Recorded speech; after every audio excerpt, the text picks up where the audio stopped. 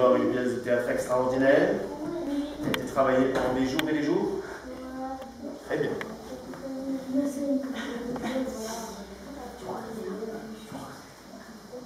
y a quelqu'un qui peut faire un vidéo avec moi? Alors attention.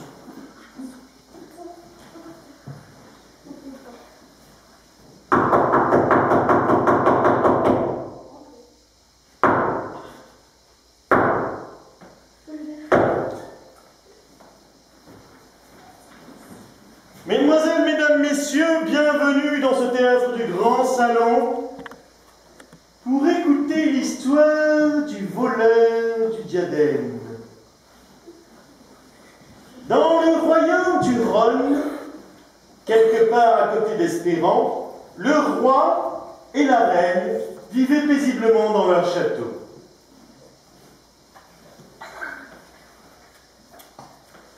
Jusqu'au jour du mariage de leur fils, le prince William, et de la princesse Catherine.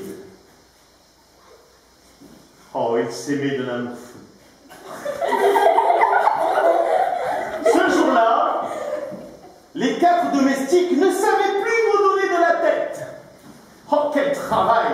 Le nombre d'invités et tout ce qu'il y avait à faire. Regardez leur visage. Pour vous les présenter plus en détail, il y en avait un qui cuisinait.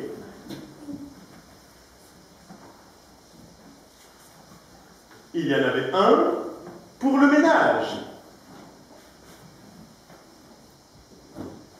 Il y en avait un pour la décoration. Et le 4e, on ne sut jamais ce qu'il faisait puisqu'il passait son temps à dormir.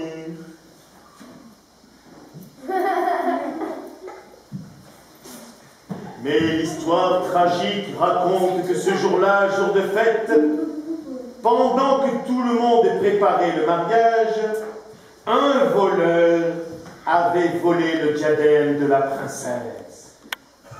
Il était presque un tableau, mais pas tout à fait. Le forgeron qui fabriquait des armes non loin de là ne se rendit compte de rien tellement il faisait du bruit avec son marteau.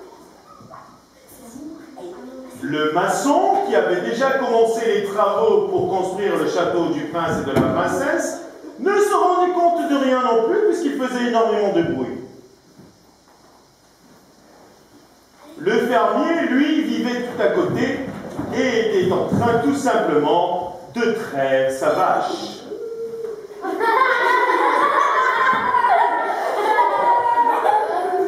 En se levant, le fermier, sans faire exprès, renversa le seau de lait par terre.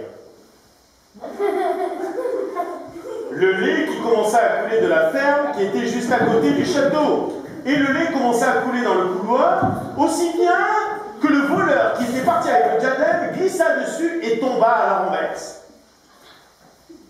Ceci juste au moment où M. Sabatier, invité du mariage, lui tomba dessus.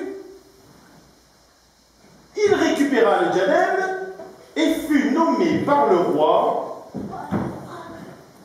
policier du royaume, sauveur de la ville, et on n'a entendu plus parler de ce voleur qui avait glissé sur du lait.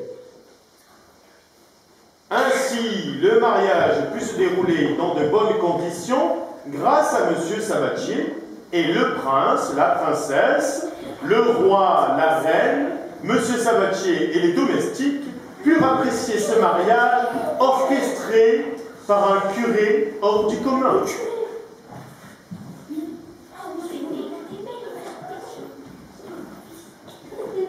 Quel beau tableau!